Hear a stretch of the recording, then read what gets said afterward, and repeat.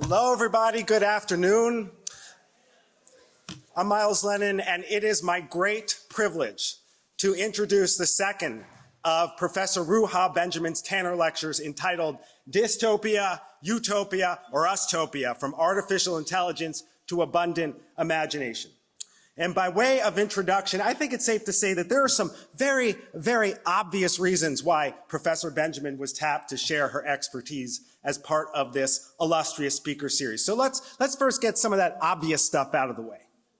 Professor Benjamin is a transdisciplinary public scholar, the founding director of the Ida B. Wells Just Data Lab, the Alexander Stewart 1886 Professor of African American Studies at Princeton University, and arguably the world's leading expert on the insidious intersection of technological innovation and social inequality.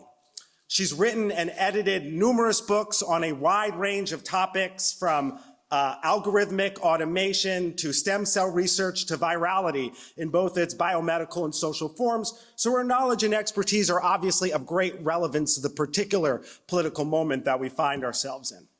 And this knowledge and expertise has been recognized by numerous vaunted institutions, including, but by no means limited to, the American Council of Learned Societies, the National Science Foundation, the Ford Foundation, and of course, a small award you might have heard of, the MacArthur Foundation Genius Fellowship. No big deal. Which is all to say that when we consider Professor Benjamin's knowledge and recognition, it's really not a shock that we have the great privilege to hear from her in this esteemed venue. But while we really have a lot that we can learn from Professor Benjamin's knowledge, I want to suggest that it would behoove us to listen to not just what she has to say, but also her underlying approach to saying it. Her ethos or her praxis or whatever you want to call it, there's this unmistakable heartbeat that pulses through your work. And like the lub-dub rhythm in all of us, that heartbeat consists of two parts. On the one hand, Professor Benjamin is clear-eyed and unequivocal about the immense challenges that we face as a society with regard to race and technology. She is unapologetic in her critiques, and she doesn't shy away from difficult truths. But on the other hand, she is undaunted in her sense of possibility. She shines a light on the power of imagination to uproot our most entrenched inequalities and to pragmatically but immodestly make the world that so many of us hope for. This heartbeat that Professor Benjamin attunes us to, the unending syncopation of possibility amidst the ravages of the status quo, is a testament, I want to suggest, to not simply her brilliance, but also the broader Black radical tradition that her work is enmeshed in and supports. The Black radical tradition is an ongoing struggle for collective liberation, collective being key. An ongoing struggle that emerged from what Cedric Robinson called, quote, the shared sense of obligation to preserve the collective being among enslaved Africans and their descendants in the Americas. This ongoing struggle, this beautiful struggle, is the basis of Black survival in the wake of the transatlantic slave trade. The creative and communitarian fighting spirit through which we have survived and found joy despite the ongoing project of anti-Black terror. It is in this spirit that Professor Benjamin reminds us that the self-stylized innovators and disruptors do not have a monopoly on imagination. While they do disproportionately control the fruits of ingenuity that circulate freely throughout our society, look no further than our phones as evidence. Professor Benjamin reminds us that these Black mirrored artifacts of innovation come nowhere close to resembling the fruits of our dreams, come nowhere close to capturing the depths of our imagination or the resilience of our creativity. But yesterday, in Professor Benjamin's first Tanner lecture, we didn't hear a lot about the overlooked depths of imagination. Instead, with the no-nonsense ardor of the Black radical tradition, Professor Benjamin did the really unfun work that she herself lamented, a clear-headed reckoning with the dystopic present. Difficult work. That, she reminds us, is the precondition to moving beyond business as usual. Specifically, she evoked the late, great Toni Morrison to point out that before we get to the final solution of eugenicist state terror, there are several initial steps on the way. And to prevent the gradual descent into authoritarianism, We must name and confront those first steps. We cannot be silent in the face of those first steps. And Professor Benjamin located several of those first steps in the dogma of what she called the artificial intelligentsia, the AI evangelists who have, with ever more audacity, come for the humanitarian and democratic pillars of our modern social order.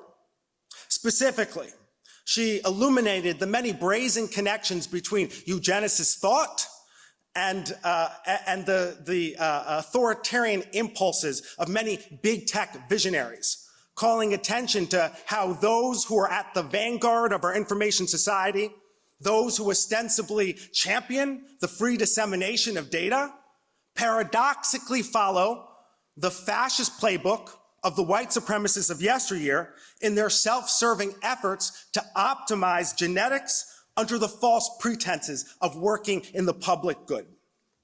She also exposed how their techno-utopic dreams of freedom cities, for instance, often posit freedom as the province of only a small sliver of humanity, how their AI-powered visions for liberation are predicated on the dehumanization of most of us. But she reminded us that that's not the whole story of this moment. Not at all. Today, Professor Benjamin will paint a much broader picture of the human imagination, values that persist despite the hegemony of the artificial intelligentsia. There's probably no one more capable of teasing out these insights than Professor Tracy K. Smith. The Susan S. and Kenneth L. Wallach professor at the Radcliffe Harvard Institute and the professor of English and African American Studies here at Harvard. Professor Smith is a Pulitzer Prize-winning poet and the former poet laureate of the United States. And it's going to be a real treat seeing Professor Smith and Professor Benjamin in dialogue with one another, because although Professor Benjamin's prophetic words need no translation, the spirit of her work is focused on not her as an individual visionary, but on the collective vision. And this task of making one's vision collective is the very role and responsibility of our artisans of language that we know as poets, of our brilliant wordsmiths, of which Professor Smith is a uniquely luminescent paragon. So without further ado, please join me in welcoming Professor Ruha Benjamin for the second of her Tanner Lectures, Dystopia, UStopia, or UStopia, from Artificial Intelligence to Abundant Imagination. Okay.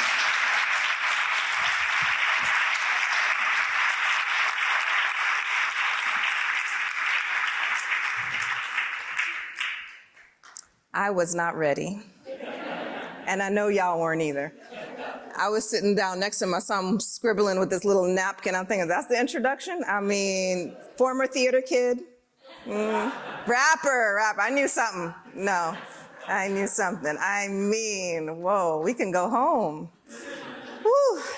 Thank you, Brother Miles, for that lovely introduction. Good afternoon, everyone. Good to see some faces back, some new faces. It's such a pleasure and honor. My thanks again to the Tanner Committee and program organizers for all their work gathering us in this space today. My deepest gratitude to Professor Evelyn Hammonds, Tracy Smith, and Kabiba Badaroun for carving out time to join me in conversation. That's really why I'm here. And of course, my sincere thanks to all of you for coming today when there are so many other demands on your time and energy, including the fact that there are members, again, of the Harvard and surrounding communities for whom simply walking across campus to attend a lecture has become a treacherous ordeal, with the threat of ICE abductions looming large for many. Yesterday, I framed the lecture around this question: who owns the future? Which I actually think is the wrong question, because it presumes someone should or must own this unfolding of time and space we call the future. I point this out because so often we are asking the wrong questions, myself included, forgetting to reckon with the assumptions and the values embedded therein. In fact, I would argue that many of the tech-mediated harms that shape our current reality can be traced back to wrong questions. that lead even well-meaning researchers and practitioners down pathways littered with eugenicist logics buried just beneath the surface of language and code. So then if the point is not to own or to colonize the future, what other forms of relationality can we imagine and enact together? For those that weren't able to attend yesterday, I also grounded the conversation with Baldwin's words. There is a reason, after all, that some people wish to colonize the moon and others dance before it as an ancient friend. And while yesterday we mainly focused on those wannabe colonizers, today I propose we dance among friends, those whose planetary visions give us the tools to resist and reimagine the techno-status quo. For me, this entails uprooting and seeding, working unapologetically against all forms of dehumanization, whether the brutalization of our kindred in the streets of Gaza, Sudan, Congo, Haiti, as well as our kinfolk in Detroit, Jackson, Minneapolis, Roxbury, to include also the subtler forms of calculated cruelty that happen behind closed doors in our city budgets and our school curricula, our zoning laws, and our university policies.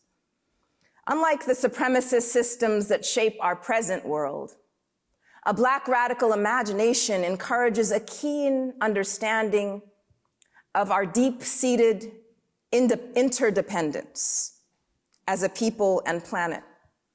The simple yet profound truth that I am because we are, Ubuntu. And one of the things I hope to convey is that this kind of social imagination requires all hands on deck. The issues that we're up against are too far-reaching to leave to a handful of experts or artificial intelligentsia or even talented tenth to save us. One of my guiding lights, Octavia E. Butler, cautioned us decades ago to choose your leaders with wisdom and forethought.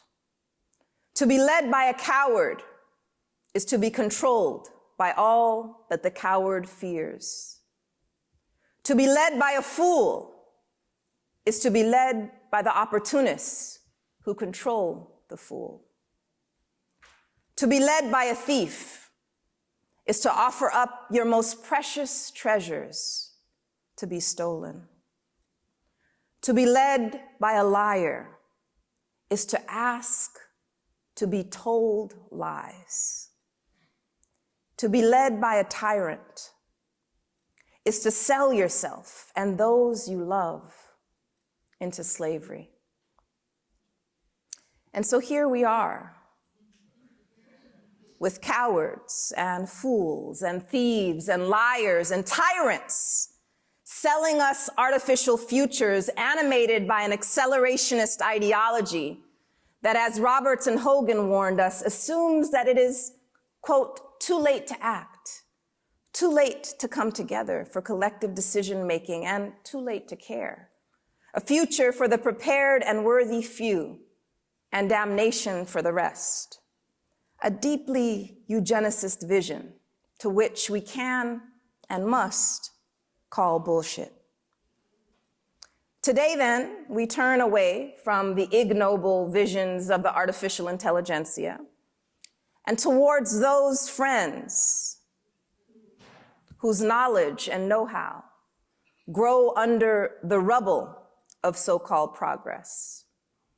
Here you see Amiri Baraka pictured with Maya Angelou dancing atop the ashes of Langston Hughes at the Schomburg Center for Research in Black Culture in Harlem.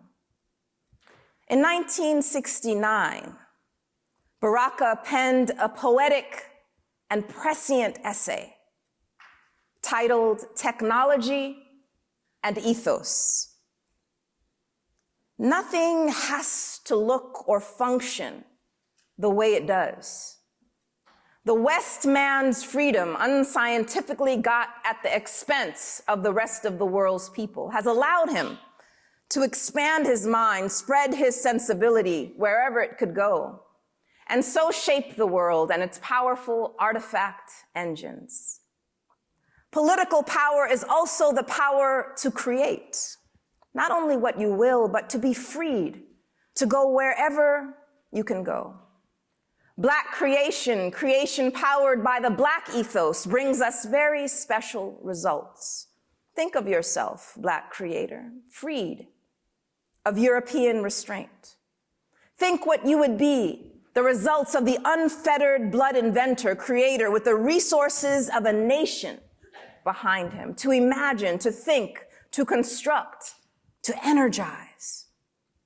How do you communicate with the great masses of Black people? How do you use the earth to feed masses of people? How do you cure illness? How do you prevent illness? What are the purposes? What are the Black purposes of space travel? It staggers the mind to be free.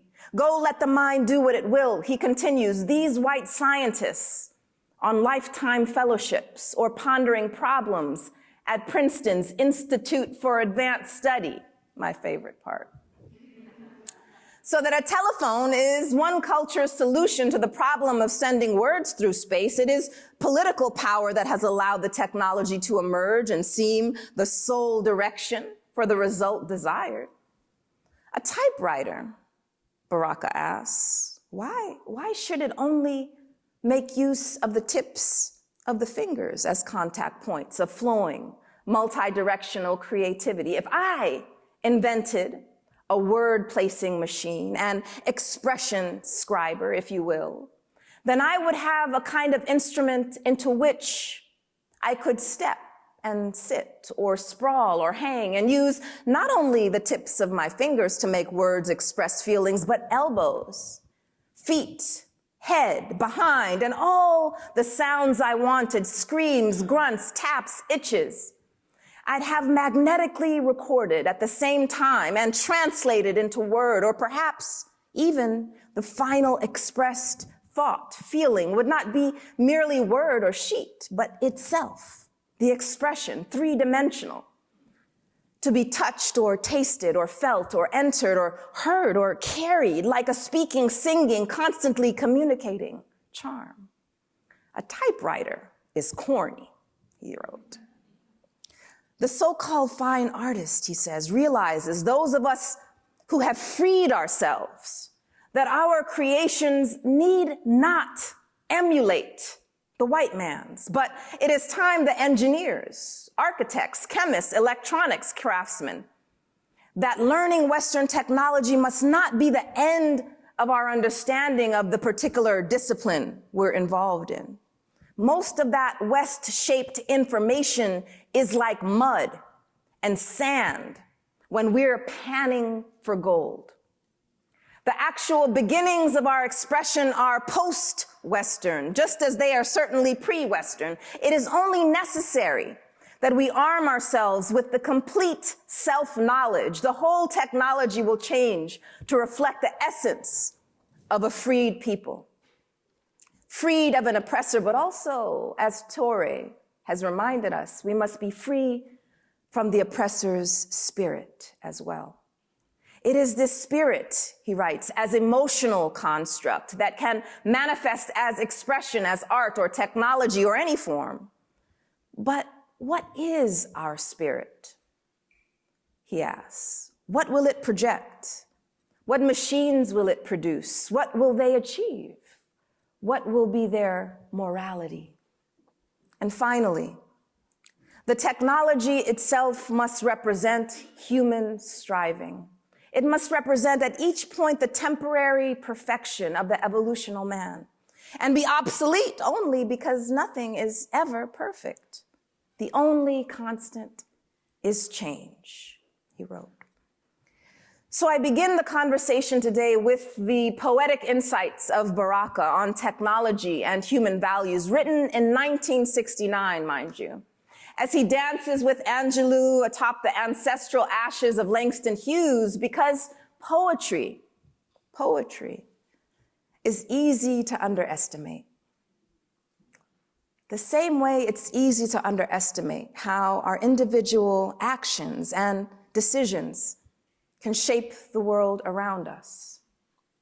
Sitting next to a 3-inch tomb of a book, a poem appears frivolous and slight, but a poem can slice into your insides and open you up to the world like 1,000 footnotes never could. It's no accident that our poets and dancers, our writers and artists have so often pushed us to think beyond the horizon of what is, questioning the inevitable and seeding the impossible. They remind us that creating a just world requires more than new policies and laws, but a new poetics, by which I mean creative care and attention to how we treat and value one another. I don't think it's a coincidence either that Baldwin juxtaposed colonizers with ancient friends.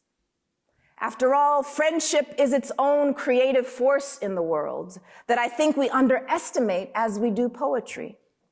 So if I had to assign you any homework with these lectures, it would be to read 2 books, The Sisterhood by Courtney Thorson and Good Friends by Priya Vulci, which just came out this week, because both recast friendship as essential for transformative world making and for simply living a good life.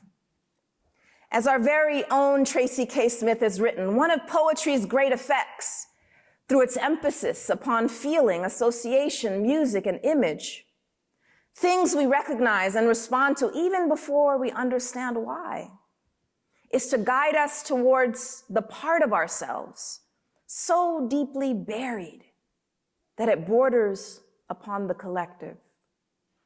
In order to get to community, we have to go quiet, slow down, allow ourselves to be both vulnerable and brave, she writes.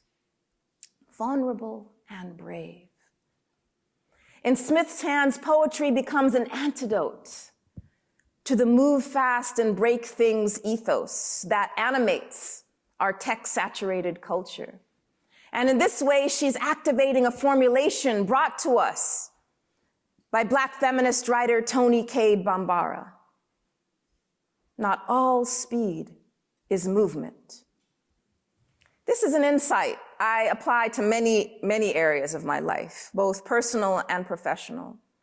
But here I want us to consider it in light of technological speed and the accelerationist philosophy and all of the things that we have to skip over, the questions we don't ask, the people we don't care about, the communities we don't consult in the race to create bigger, faster, shinier systems. Here you see 2 images, one from a prior era of racial apartheid in education in this country, on your left, the other from the first few weeks of the COVID-19 pandemic. As we entered lockdown and students around the world were sent home, and in the UK context where this image on your right was taken, they couldn't take their A-level exams, which is like our SAT, really important for getting into college. So the UK government used an algorithm to predict their grades. And predictably, students that went to more working class schools, more diverse schools, received scores that were lower than their wealthier, whiter counterparts. One student protest sign is very instructive. It says, "Our scores do not, or should not, equal our postal codes." This is important because it reminds us that the algorithm is not creating the problem from scratch, but reflecting and reproducing existing inequities encoded in the geography of the city and the country. Not all speed is movement. And as science and technology studies scholars have long established, any conversation about AI or technology more broadly should never start with the algorithm or the technology and its impacts, but with the society and its inputs. By starting the story in the middle, we buy into the inevitability of any given technology and cede our power to question what's created in the first place. And so while we're sold a never-ending barrage of fantasies and fears about artificial intelligence, as I said yesterday, fantasies and fears, two sides of the same Bitcoin, I want to draw our attention to another kind of AI, ancestral intelligence. The kind of intelligence lacking in those that MLK referred to when he said, we have guided missiles and misguided men. Selling us AI-powered weapons wrapped in false narratives of national safety and technological precision. What if we put the quasi-religious worship of artificial intelligence to rest and draw upon ancestral intelligence among other forms of knowledge as we chart a path forward? In my view, ancestral intelligence goes hand in hand with yet another kind of AI, that is abundant imagination. So while ancestral intelligence is about what we inherit, abundant imagination is about what we pass down to future generations, which means we have to do two things at once. Unplug from systems that are working overtime to infect us with false notions of hierarchy and scarcity, while protecting our abundant imagination against those trying to diminish and demoralize us. Easier said than done, for sure. So where do we start?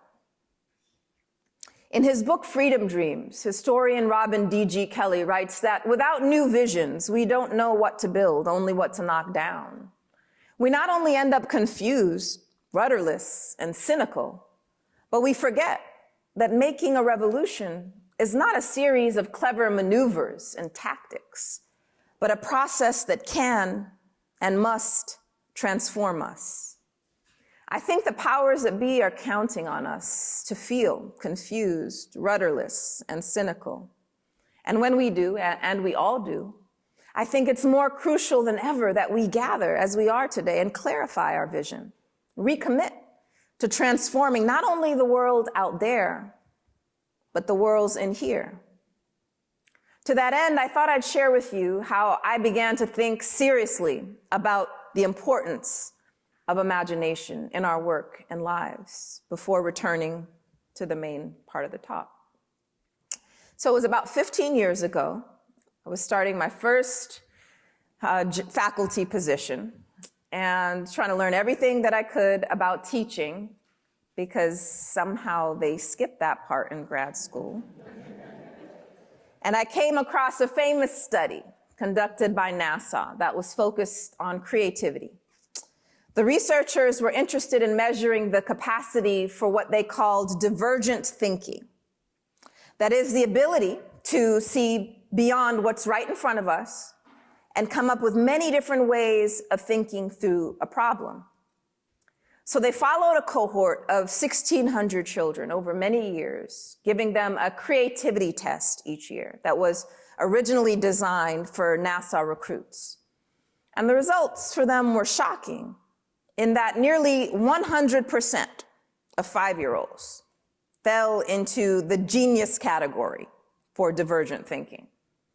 More shocking still was that every year that number dropped until only 12% of 15-year-olds and 2% of adults exhibited this creative capacity.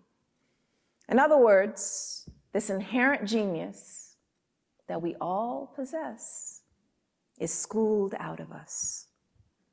The very place we should be able to go to incite our imagination is the place where it's routinely squashed, ground down, standardized, not inevitably, but predictably. And it's not just individual students who suffer, but society as a whole when we don't heed Morrison's words. As you enter positions of trust and power, dream a little before you think. So what if we took imagination seriously, not as flights of fancy or something reserved only for self-proclaimed artists, but imagination as a resource, a capacity, a muscle. How might the power of our collective imagination begin to transform the world around us? So to explore these questions, we're gonna try a little exercise. We're gonna split the room in half. And for those of you in this fuzzy middle part, just decide which side you want to be on, all right? So this side, your catchphrase is be bold. And I want you to shout it together like a rocket, like you're trying to shoot me like a rocket in the sky. Are you ready? Go. Be bold. Chef's kiss. This side, your catchphrase is get real. But you need to say it like the boredest teenager ever, okay? And do it together. Ready? Perfect. You guys have the better side. Shh.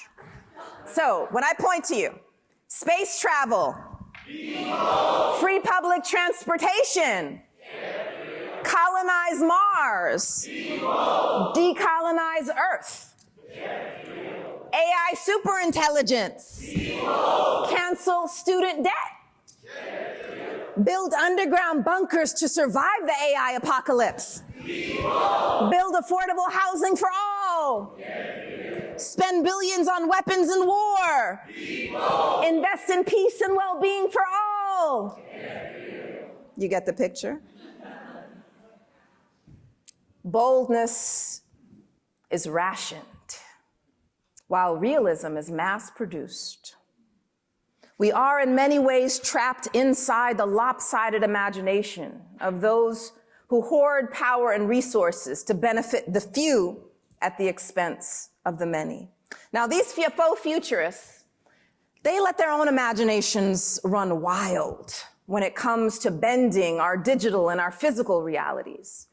But their visions grow limp when it comes to transforming our social reality so that everyone has the chance to live a good and meaningful life. So how can we be bold when it comes to our social vision? For starters, I think we have to confront the stories that we're told and that we end up telling about the future, TM. On your left is the techno-dystopian narrative in which everything bad is associated with technology. It's Hunger Games meets Blade Runner meets The Matrix. People are ruthless and unpredictable, and inequality and precarity are permanent features in our lives.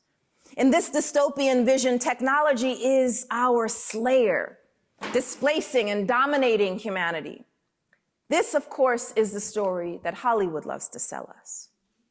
On your right is what we could call the techno-utopian narrative, in which the robots, as a heuristic for emerging technologies more broadly, the robots are here to save us.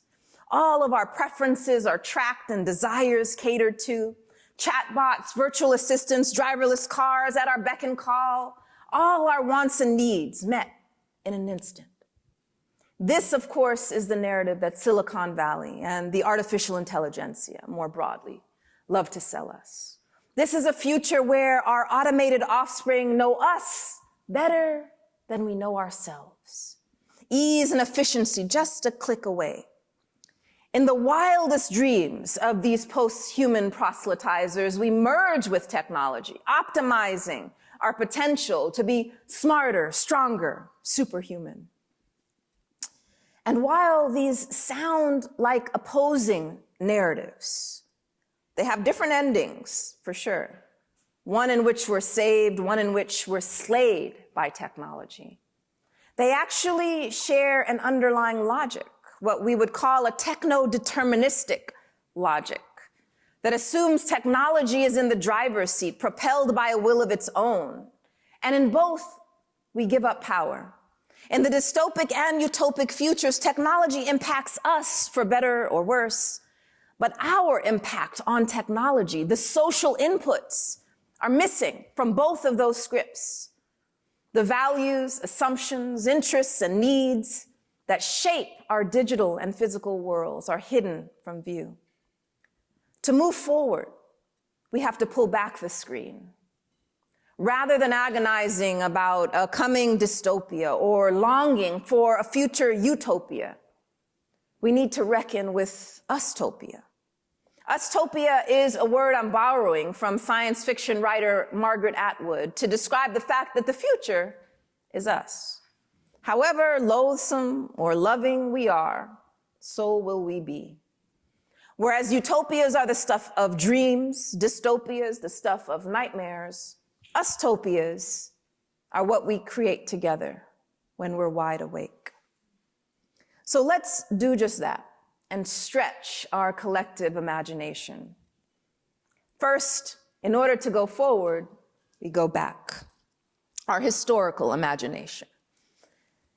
Thinking beyond the technology. Here you see a 1957 Mechanics Illustrated ad. It says, "The robots are coming.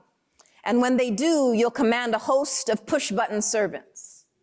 It goes on to say, in 1863, Abe Lincoln freed the slaves, but by 1965, slavery will be back. We'll all have personal slaves again. Don't be alarmed. We mean robot slaves. There's so much going on here. We won't linger too long. One is to take note of this date, 1957. What's happening in the social milieu? Who's usually, quote, dressing you, combing your hair, serving you meals in a jiffy?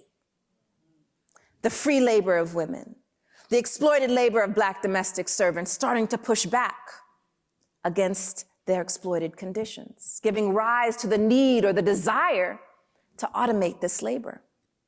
So that's what we can think of as part of the inputs. But there's one little word there that I've underlined for you. We'll all have personal slaves again. That word tells us who the imagined user or beneficiary of this technology is. Raced, classed, gendered. Without race, class, or gender ever being mentioned, it's encoded in the word, in the language. And so whether we're talking about the inputs or the impacts, this wider frame or context is what has to be part of any analysis of technology, not only of the past, but of the present and future. So let's do that, moving from our historical to our sociological imagination. The most popular ad in the Super Bowl a few years ago was this Alexa ad. This woman goes into the store shopping for a digital assistant. The shopkeeper says, "Alexa can be anything you want." And she, looks out the window, sees a bus go by with Michael B. Jordan advertising his latest film. Enter sexy Black Alexa. He becomes the embodiment of this digital assistant. And the commercial goes downhill from there, because apparently she's married and he's following around the house, answering her every beck and call, until finally they're in the bathtub and he's reading her an Audible, and her husband's knocking nervously on the other side. So, marketing genius in some ways. It's disrupting something, the prototypical whiteness of technology, the idea that most of our digital assistants have that white feminized voice or name, right? So it's doing something, but doing something at the level of cosmetic change. It's selling us diversity and inclusion at the level of surface. To answer or to understand whether or not this should be progress or this is something we should be advocating for, we'd have to know what else is happening in the social milieu that's giving rise to the need or the desire for this representation. Well, one of the things that's happening is that workers in Amazon warehouses are starting to push back against the exploited conditions of their labor and trying to unionize, the same Amazon that makes Alexa. So if we ask this Black woman what her idea of progressive technology is it sexy Black Alexa? Or is it changes to the algorithms that are intensifying the pace of work? People can't stop to pee, they can't call in sick, they're going home, as she says, they're breaking our bodies. Yeah, there's a high turnover rate, but why is that? Because they're breaking us, they're literally breaking us. And so this material conditions, the substantive nature of the way that technology is impacting everyday life has to be part of our analysis. We can't just buy the cosmetic changes that we're being sold. And so moving from our contemporary now to the future and stretching our imagination in that direction, I'm going to share a short clip and then come back to talk about it. So here's a clip, it's about 3 minutes long. In this scene, you'll see the character as he crosses the border for the first time. So you'll see he's in Mexico, but he comes to America in a new way.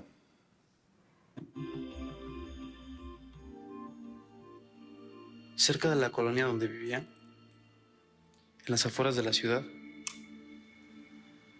estaban las infomaquilas, los sleep dealers.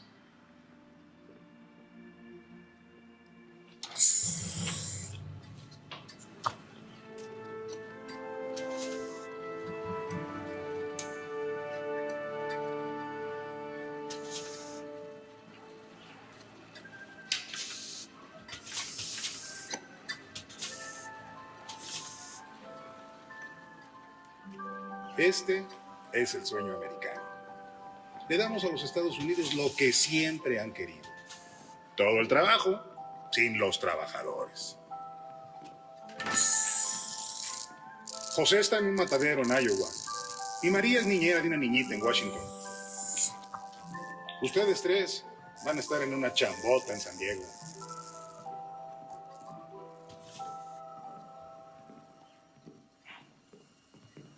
Muchacho, enchúfate. Tu futuro empieza hoy.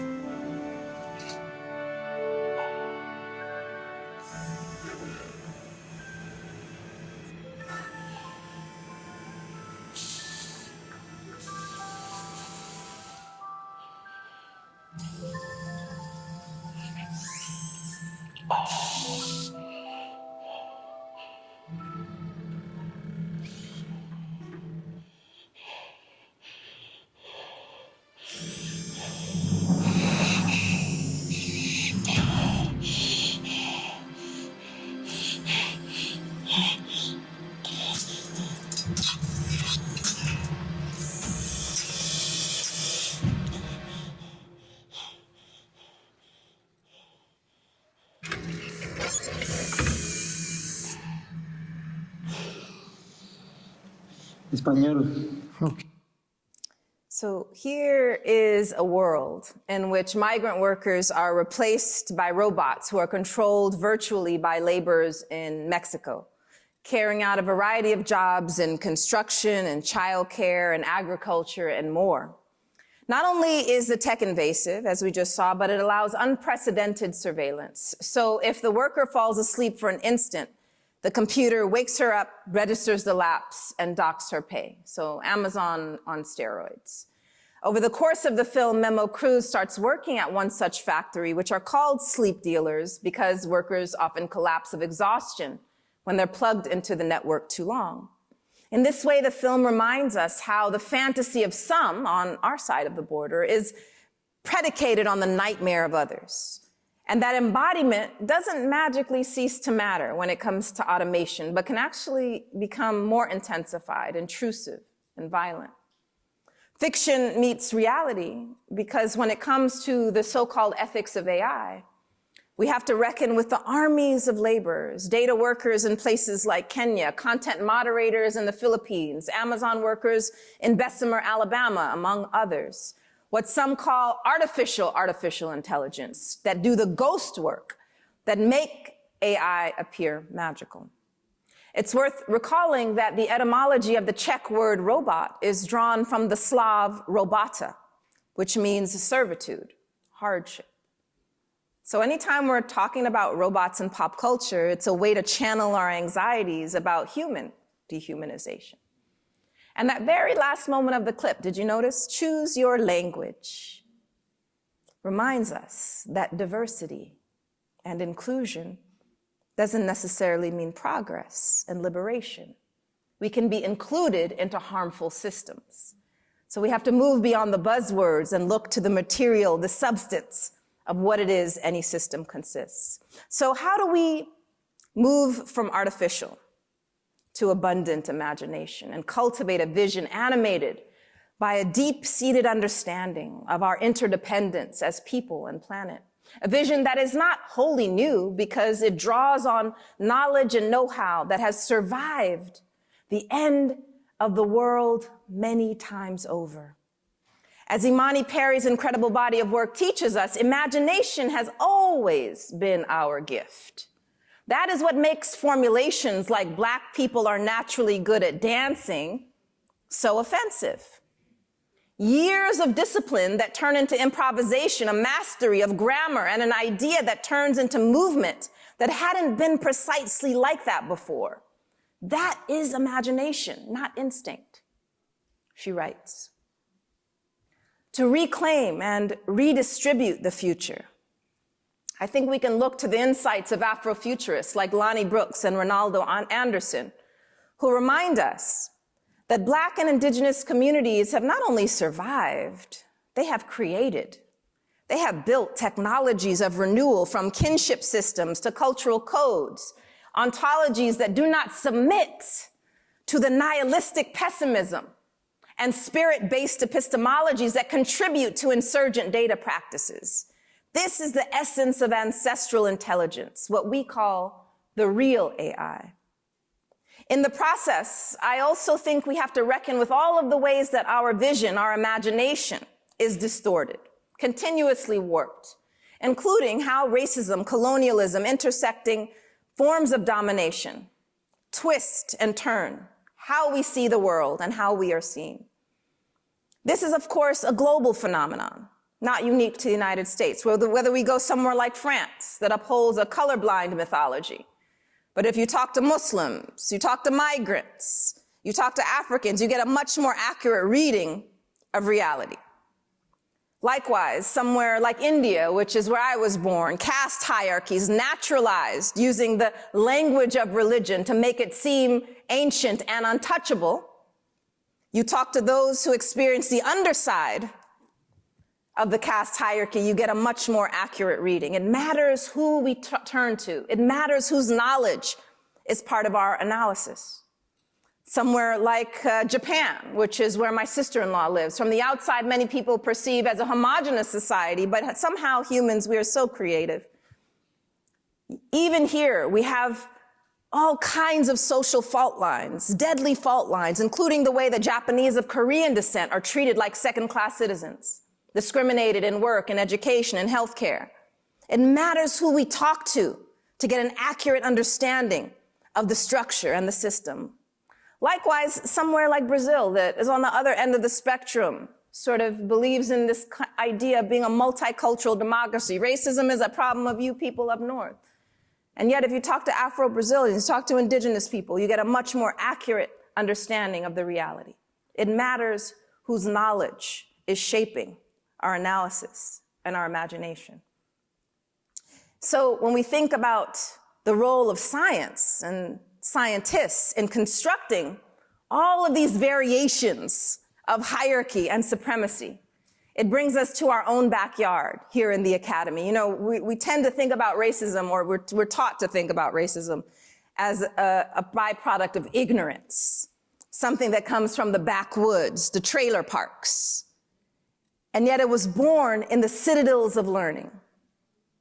Those with fancy degrees and pedigrees, including one example among many we talked about in the Q&A yesterday, Georges Cuvier, renowned French naturalist. Alive today, he would have all the endowed everything, grants, name it, whatever. Not pseudoscientist, he was a mainstream, respected, lauded scientist of his day. What did Cuvier have to say? The white race with oval face, straight hair and nose, to which the civilized people of Europe belong and which appear to us the most beautiful of all, is also superior to others by its genius, courage, activity. to which, of course, he compared the Negro race, marked by black complexion, crest of woolly hair, compressed cranium, flat nose, et cetera, the hordes of which it consists have always remained in the most complete state of barbarism. Again, so much going on here, Cuvier. Couple things to point out. We imagine ourselves having been born into this racist architecture. None of us built it, but we were born into it. We can think of whiteness and blackness as two of its main pillars holding it up. The supposed superiority of whiteness needs the purported inferiority of blackness as part of this architecture. But notice how Cuvier is not talking just in abstract, vague generalities. He's mapping these judgments onto something seemingly concrete and material, namely the human body. Why go through all the trouble? Why study after study, measurement after measurements, but public speaking tour after public speaking tour, trying to propagate and diffuse this idea that these hierarchies are scientifically valid? Because the more that we can be convinced that these are scientific ideas, they're inherent, God-given, immutable, fixed, the less likely we are to question them, much less try to change them. So the fact that in 2025 we're still talking about race and racism in the way that we are is directly linked to the way that science has buttressed these ideas and diffused them. The durability of racism is connected to these biological, genetically, situated notions and frameworks that make them appear real. But the last thing I'll just point out before bringing us back to the present, sometimes when we hear these examples of scientific racism, we kind of defend these guys. Oh, Cuvier was a man of his time. Ruha, you're being too hard on him. You can't impose your values on the past. And yet, again, there were people during Cuvier's own time that were already refuting these fallacies, including his own student, one Frederick Tiedemann, who initially went to go sit at the feet of Cuvier, and then he started to read, and not only noticed the scientific invalidity of these ideas, but the racist bigotry, and Tiedemann started to do his own work. And so again, we have a dominant history of scientific racism, but we also have this parallel history of anti-racist science that we need to draw on, that we don't have to impose on the past, we just need to draw it into the present and incorporate it into our pedagogy and into our world building. And so again, when we think about how this applies to AI, one of the buzzwords that goes around is that these systems are so special because they're engaged in deep learning, by which people mean computational depth. But what I suggest is that computational depth, without this social and historical depth, ain't that deep. This is an invitation, really, to think about the different types of knowledges that we need around the table. We can't leave it simply to those who have the technical know-how. Many of the problems we're enduring right now is because those people who are creating tech solutions for society don't know anything about society. And so we really need to reckon with our own knowledge hierarchies in the academy, because it's not a problem simply of out there, it's the way that we value different knowledges in here. We know what they are. The hard sciences, the soft sciences, the humanities, the arts way in the basement. That hierarchy directly maps onto a world in which the insights and knowledge from those disciplines are weighed and valued differently and come to shape the world. And so, again, this is an invitation, not only to be critical, but to be creative, to ask ourselves, now what? Critique should go hand in hand with creativity so that we ask ourselves, if not this version of reality with all its tech-mediated injustices, then what? Instead of trying to make the world a little less harmful and make these systems a little less harmful, what if we worked to completely reimagine them? Envisioning a world beyond borders, beyond policing, beyond surveillance and supremacy. And in the process, I think we'll have to work on dismantling the walls in our own minds, those mental barriers that tell us to get real when we attempt to imagine otherwise. As when architect Ronald Rael imagines binational libraries, shown here, where people share information and knowledge and where the border becomes nothing more than a bookshelf. Or his design of a teeter-totter that cuts across the US-Mexico border where the actions on one side have a direct consequence on what happens on the other. After all, Rael implores, the wall is cutting through people's lives. Or, as the late Harvard professor Derek Bell put it, to see things as they really are, we must imagine them for what they might be. Echoed also in the words of Ursula Le Guin, the exercise of imagination is dangerous to those who profit from the way things are, because it has the power to show that the way things are is not permanent, not universal, not necessary.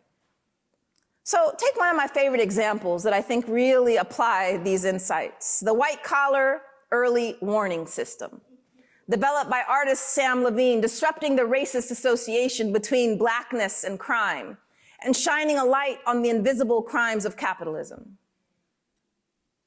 Or the Anti-Eviction Mapping Project, a data visualization, critical cartography, and multimedia storytelling collective, documenting dispossession and resistance upon gentrifying landscapes.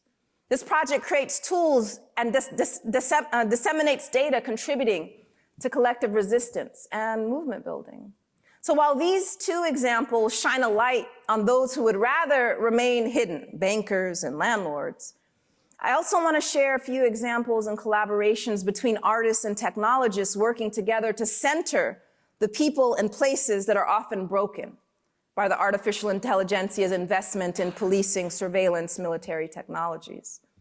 Afro Rhythms from the Future is a collaborative storytelling game designed by Professor Lonnie Brooks and team. Imagine AI griots that channel the wisdom of Angela Davis, Fannie Lou Hamer, Steve Biko, or Kwame Nkrumah, revealing the hidden architectures of power, or economic models that dismantle the exploitative structures inherited from Jim Crow, apartheid, or colonialism. This is not fantasy. It's what happens when we channel ancestral wisdom through speculative play. Afro Rhythms is both world building and world remaking. The next project was born out of tragedy, the horrific killing of Breonna Taylor by the Louisville, Kentucky police in March 2020, while she was asleep in her home.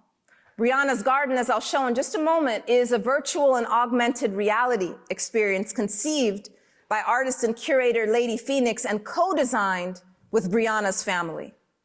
So before saying too much, I'm going to share one short clip from the project and then come back together.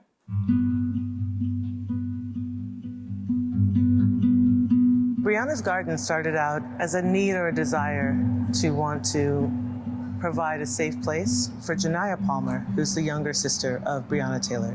I wanted a way for her to feel safe, you know, in a world where people were saying very disparaging things about her sister, someone who's a role model, her hero, right?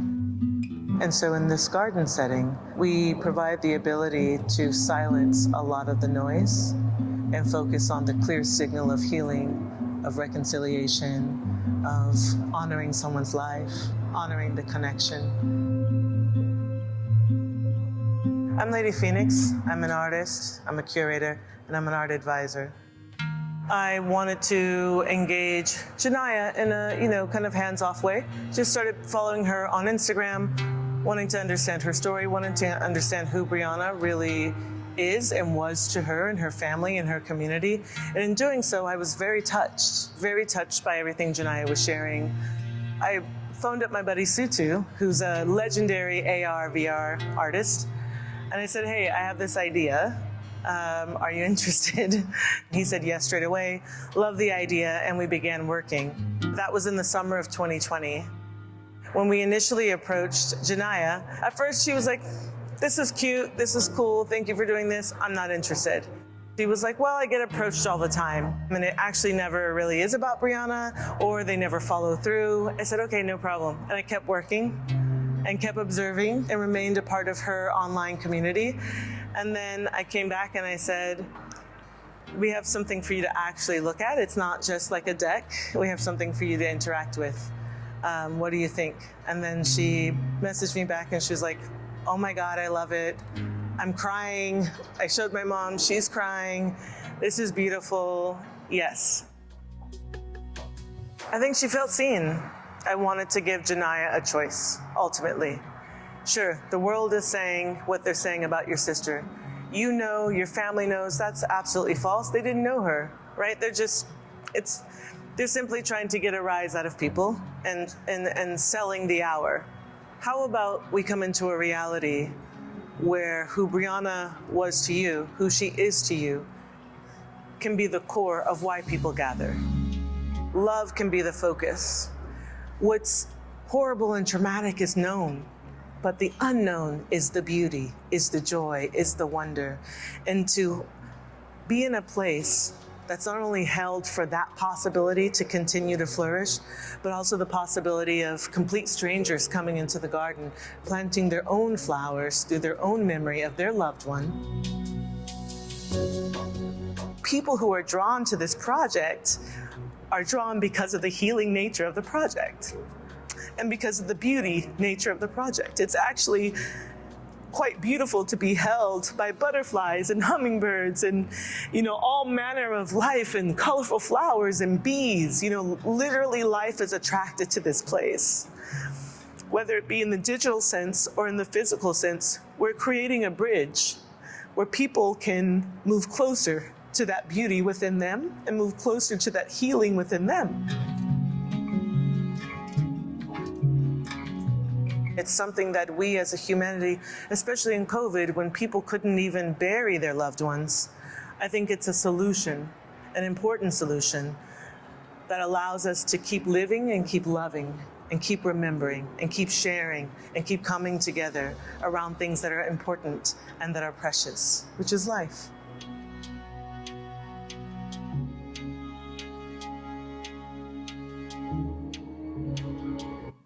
So Brianna's Garden, as you heard, was designed to be a digital public space for celebrating life and gently holding grief. You can actually download it in your app store. Unlike social media where hatred contaminates any love and support that might be spread, the app also provides a way for people to connect with others and honoring their own deceased loved ones, because the messages you leave in the garden can be for anyone, not just Brianna. Even more than the technical innovations, which are many, what impressed me was the care and collaboration that went into the design. Lady Fee was very intentional in centering Brianna's family, and she encourages those who experience it to expand our imaginations of justice, to include the work of repair and healing. This view of justice doesn't just happen in the courts, if it happens there at all, but in community with others, even those digital communities like Brianna's Garden, where people can gather and grieve, heal, and organize. And so one final example before I close is the Phoenix of Gaza XR exhibit, created by and for Palestinians and those who believe in the seemingly radical notion that all life is sacred. It invites you to walk around a virtual Gaza captured with a 360-degree camera before and after the most recent devastation, looking directly into the smiling faces of children playing in a park, standing next to a teenager passionately reciting poetry, peeking over the shoulder of elderly women in a sewing circle, and walking through the rubble of once magnificent churches, mosques, bathhouses. In this way, the Phoenix of Gaza team is preserving images of physical structures, cultural events, arts, dance, religious sites. And in the process, they're also imagining a world beyond settler colonialism, a world beyond apartheid and genocide. Technology in this way is not closing off possibilities, predicting behavior, surveilling movement, colonizing the future. Instead, these initiatives put technology in service to liberatory visions of collective healing and world making. So in closing, I want to riff off of the wisdom of Octavia Butler one last time and leave you with a final parting thought, and that is, it may indeed be the end of the world, but there are other worlds. Thank you.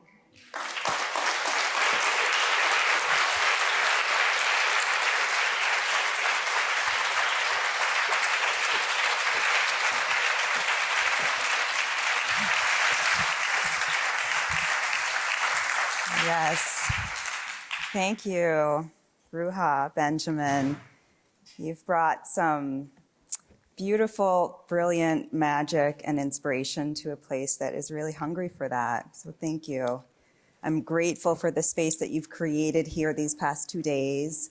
Yesterday, we faced those grim truths of divisive, power-driven, hierarchical, greed-based thinking and engineering. And there was much testifying. I heard so many yeses and maybe even a few amens in the audience yesterday especially. And they were coming from our beautiful students who have been longing for more courage, more truth, more cause for hope in this country and on this campus of late. So I want to thank you for bringing that.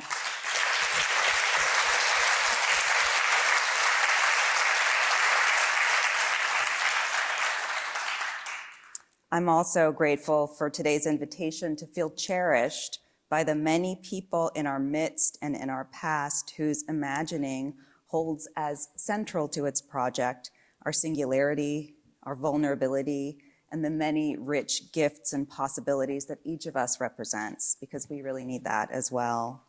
As we've seen today, there are so many forms which what I think of as this willing stewardship of one another can take. It can even adopt, as we saw with the Brianna's Garden, the tools and technologies of digital tech, albeit tempering their speed and efficiency with more generous capacities of care, humility, conscience, and I think a willing accountability. When, and now I want to say you, but I'm going to say when Benjamin says, unlike the supremacist systems that shape our present world, the Black radical imagination encourages a keen understanding of our deep-seated interdependence as people and as a planet. The simple yet profound truth that I am because we are Ubuntu.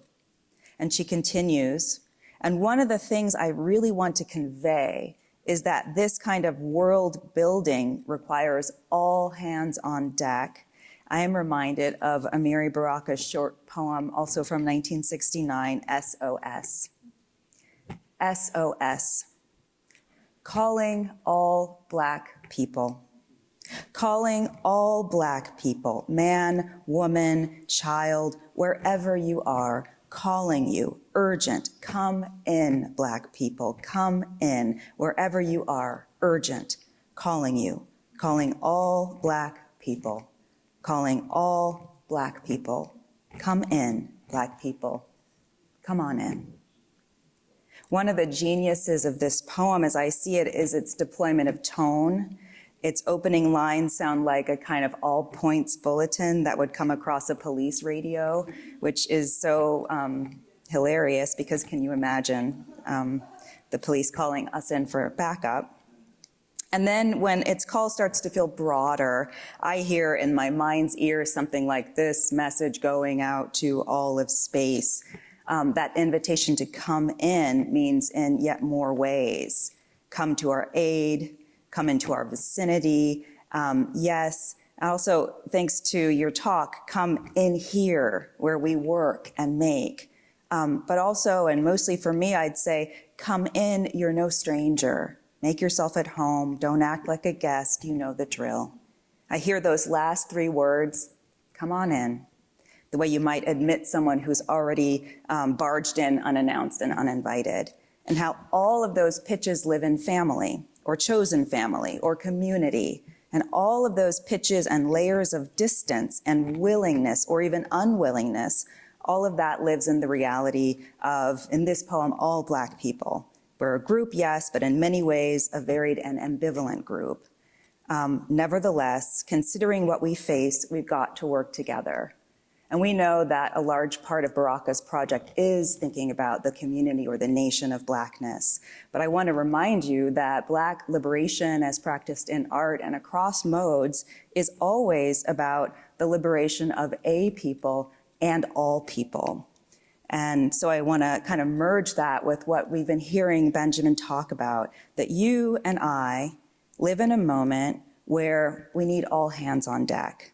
I think it's also a moment, late it feels to me in the age of mankind, when each of us must begin to extend the radius of the we willingly claim. And when I struggle to do this, I'm reminded that it is very difficult, not because there are too many people I might begin to care about, but because that extended radius inevitably includes the people I struggle to embrace, the ones who seem to be working and making alarming headway against the good of so many of the rest of us. So what does it mean to accept that they, though they themselves might shuck or spurn it, also belong to a we for whom you and I are responsible? To bring that question close to the vocabulary of James Baldwin, how are we to accept the most seemingly misguided and resistant and dangerous among us as our brothers, our lost younger brothers? How? Across her work, Ruha Benjamin celebrates the imagination as a world-healing and world-creating capacity. I think of it as a technology capable of bridging all manner of divides. The divide between people separated by time and space, ideology, circumstance, and any other border erected for the purpose of separating us from one another. I'd go so far as to say, as demonstrated here today, that the creative imagination is also, and has always been, in the business of bridging the various divides that serve, often by design, to separate us from ourselves, our inner wisdom, our conscience, our unfettered curiosity, and our investment in the people and places that imaginations motivated by power would rather that we fear, ignore, or come to forget altogether. Language is one tool for this kind of remembering. I think of a poem like Lucille Clifton's Study the Masters as a crash course in learning to look toward the places that have been discounted by the power brokers among us, but that are actually sites of profound ancestral wisdom and abundant imagination. This is Clifton's poem. Study the masters, like my Aunt Timmy.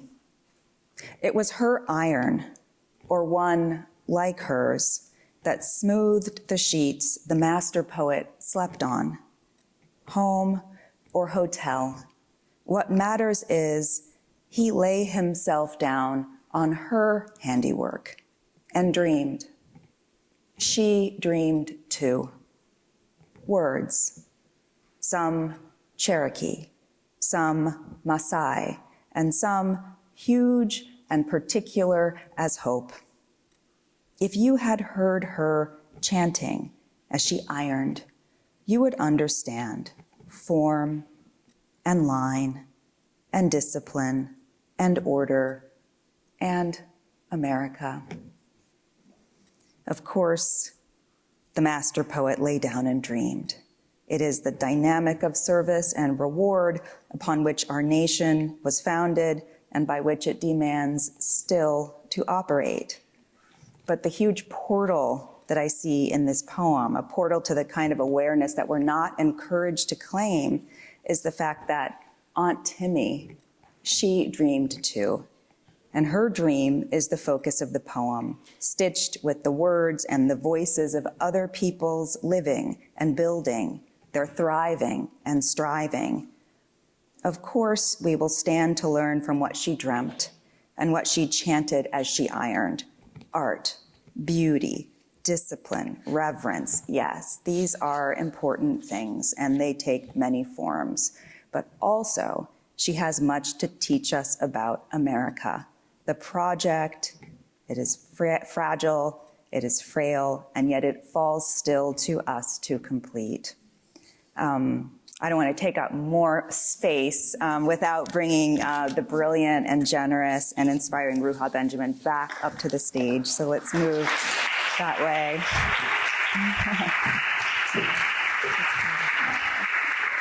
That was so beautiful.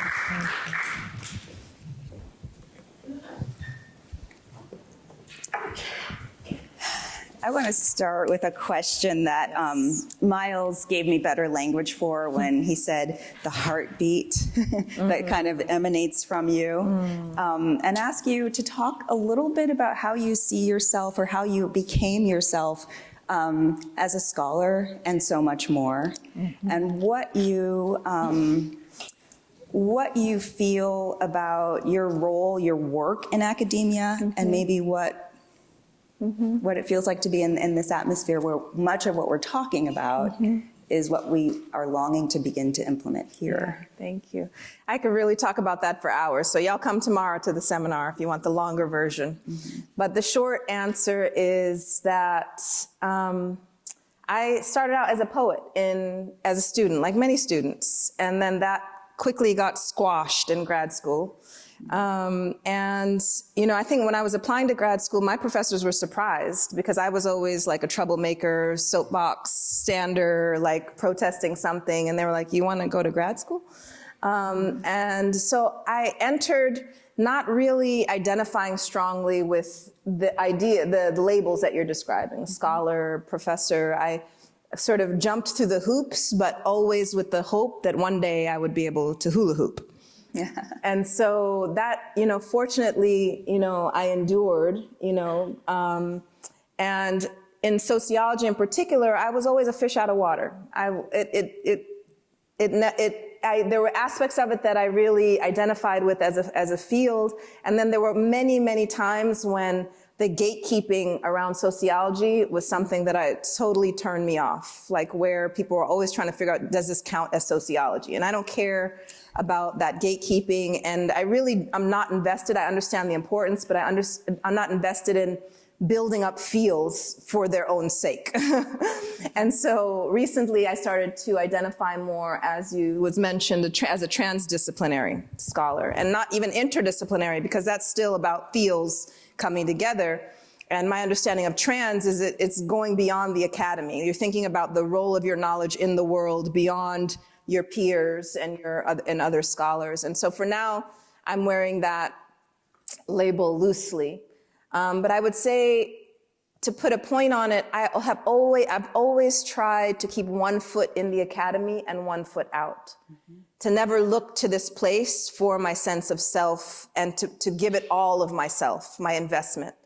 And so that has shaped the way that I write, the questions that I ask, you know, how I communicate the work, what audiences or who I consider my peers, you know, not even those strictly, you know, in the field. And so I'm always surprised, like when I write a book and people assign it, I'm always shocked because I'm not writing for graduate classes or, you know, even undergrad classes. I do have my students in mind as one of my first audiences. And so it makes sense, but I'm always kind of shocked that people take it up in the academy because I'm thinking about I'm using it as a tool for other kinds of things out in the world. And fortunately, I've seen it move outside of the academy in the ways that I've also hoped. And so my former chair of my department, Eddie Glaude, always says, you know, to wear this coat loosely in terms of being a scholar or professor, you know. I think when we wear it too tightly, that's when trouble happens. Yeah. And we're expected to want to button that thing up and sleep in it. And sleep in it. Oh my God. Speaking of peers, you projected an image of Priya Vulchi's book. Yes. She was one of your students. Yes. And I feel like you are one of the, you know, like forebears of a new generation of scholars who are working in this transdisciplinary and transcontextual way across vocabularies. Yes. And I wonder if this vocabulary that is legible and actually compelling outside of the jacket and the halls that we're supposed to be staying within is part of what's making academia so dangerous, so targeted, part of why our students are in the crosshairs. Yeah, I mean, it's like we want to put these ideas into practice. And so it's safe when it stays on paper or in the classroom, but as soon as people start acting on what they're learning, then it becomes a threat and it has to be squashed. And it's that sort of shift to the trans, to take it outside and then have it have legs in the world, that then we experience the repression. Yeah. I want to know where I mean, we know a huge part of where you find hope, but at a time when so many of us are thinking about literally investment, what is an institution like this one, or your institution, or all of universities, what does it mean that much of what they're literally and actually invested in is the profitability of the very technologies that you're talking about? Yeah. And what do you hope we might be capable of doing as that large we that I was trying to invite to bring our vision back toward this sense of the common or collective good? Yeah. Oof, I love that question. I mean, my first thought is, when we talk about investments, whether it's endowments or other investments, this line from Baldwin comes to mind, and he says that the crime, innocence is the crime. When we claim to be innocent, or institutions claim to be innocent, claim all of these wonderful values, and then this is where the money is going. So I think, part of it is just a reckoning, forcing a reckoning. Like, if this is what your values are, literally your values are where you're placing value, literally, in terms of your endowments, then just on the website, just tell us, weapons manufacturer, Harvard, Princeton, warmonger, good. Genocide enabler, just own it. Don't tell us you believe all of these humanistic blah, blah, blah, blah, blah, and behind closed doors, this is really what you're valuing. So the innocence is the crime, pretending to be innocent, pretending to be this good in the world. And so I think we have to force a reckoning. Own it. If you don't want to change, don't change, but own it. And then we can have a conversation based on honesty and truth. Yeah.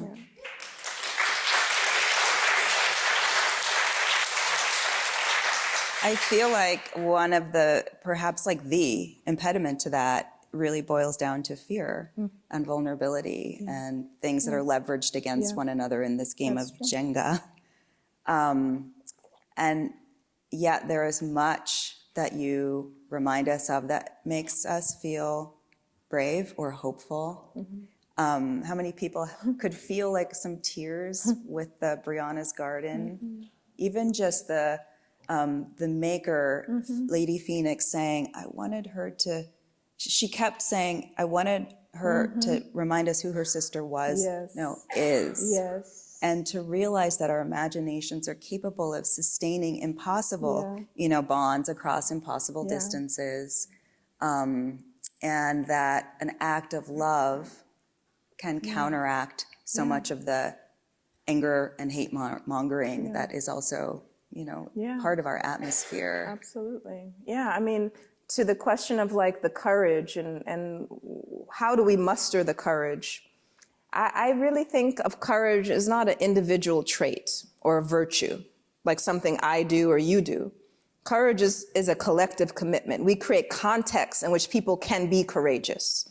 And it's when we start to just go inward and we think that, we're by ourselves and we don't actually activate those connections that we see the kind of, the lack of courage, people really not acting on their stated beliefs. And so, I just really quick anecdote, a few weeks ago at Princeton, the AAUP chapter met for the first time in a very long time, American Association of University Professors. And as the opening for that, one of the scholars, Joan Scott, who's been, advocate for academic freedom for decades now, she reminded us that, the last time that this chapter at Princeton met was in the 1950s. And so if we think about, like, we just retreat to our own little offices, we're worried about our own little resume building, trying to be stars in our field. We don't have the infrastructure to be courageous, to actually hold each other up so that we can confront the powers that be.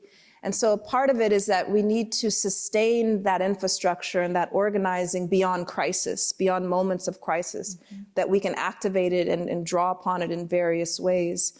And I use this anecdote in part because I just want to be on everyone's radar that April 17th is a day of action that is being organized across the country by the AAUP. And that if you're not already, plug into what's happening on your own campuses.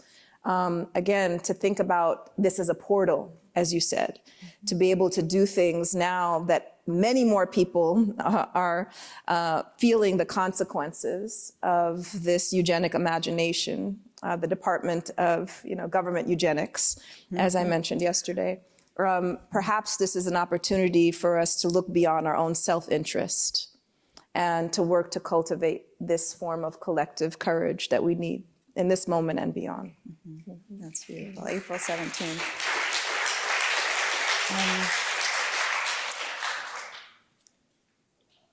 I have a couple more questions, but I probably have time for just one. I think I shared it with you earlier.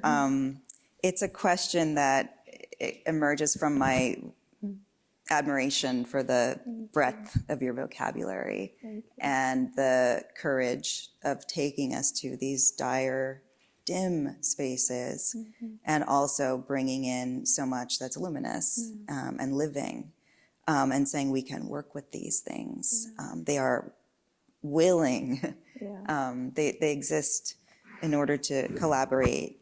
And so there's a word that you use in your writing. I've been rereading Viral Justice, and it occurs in that book a few times, the word transmute. And what I'm drawn to about it is that it feels like it's attached to a vocabulary of spirit or universal oneness or the miraculous. And I wonder if you could talk about that a little bit. Yeah, I love that. Only you could ask me that, or pick up on that. It's beautiful. I grew up in the Baha'i faith, and I lived in many different places. I was born in India, grew up in South Central LA, South Carolina, went to high school in Swaziland, Southern Africa, the list goes on. And all of these experiences gave me an opportunity to see communities of very different types and sizes and so on that were trying to put their faith into action, to actually give it legs, that idea of liberatory pedagogy, like take it off the page, stop talking about it, be about it, And so that was very formative for me to see this across so many varieties and to feel connected to so many people across language and phenotype and so on. That sort of imprinted on me. But I think what really sort of forced me to grow my legs in terms of spirit is when my dad passed away suddenly, about 11 years ago. And it was at that moment, I think people who've lost a parent have a very similar experience. I've read it in your own work with the passing of your mother, is that the veil between this world and the next becomes very thin when you have a loved one on the other side. So that you start to see and experience things differently. You realize, there's more than meets the eye. And so it was that passing that really has sort of propelled me to, I think it's connected to courage when you think like, these petty politics, these administrators, these government affairs, like it all seems so small in the big scheme of things on the one hand. And at the same time, I feel like any room I enter, I'm not alone. I feel that ancestral presence, not just my dad, but other ancestors. And so, we think about Du Bois's veil, but this is really thinking about the veil between this world and other parallel realities that are coexisting with our own, and tapping into that spiritual strength, harnessing it, using it to transmute things that feel like grief and feel like doom, and actually metabolizing it so that it becomes fuel to do the work that I feel like we're here to do. That's really beautiful. You also model a really wonderful way of looking at these other realities, not as planets to claim and start mining upon, but as worlds to trust. If I could leave you all with one last point before we close. Organizers, 30 seconds. Because we started with dancing, didn't we? Talked about dancing with friends. So I wanted to give you an image of me as a bee girl. I was a bee girl when I was young. Now I'm a bee girl in terms of raising bees during the pandemic. So this is one of the family projects that we've been doing. So I've become a bee nerd. I've written a lot about bees. The end of the Imagination book ends with a lot of the lessons from these bees. But one lesson I want to leave you with. You know, it's the idea that the bees in my backyard over the summer that fill those hives with honey, that are giving out those stings, filling that sweetness, their lifespans are so short that they're not going to live through the winter to experience that, the labor that they're doing, right, with that. And so they're doing it for the next generation of bees, right? That labor is not necessarily going to impact them directly. And I see that as something that we can learn from in terms of understanding that the work we're doing now, we're not going to necessarily experience the fruits of, whether it's the stings we're giving out, because that's important, the sweetness that we're bringing into the world. So in Black community, we say, you know, you've heard this phrase that we are our ancestors' wildest dreams. But again, I think there's a better question that we should ask ourselves as we depart today. And that is whether we are our descendants' wildest dreams. Are we giving out the stings and giving out the honey that will ensure that the next generation will have what they need to thrive? And so in the corniest possible way, one last call and response. When I say be, you say visionary. Be! Thank you. Thank you.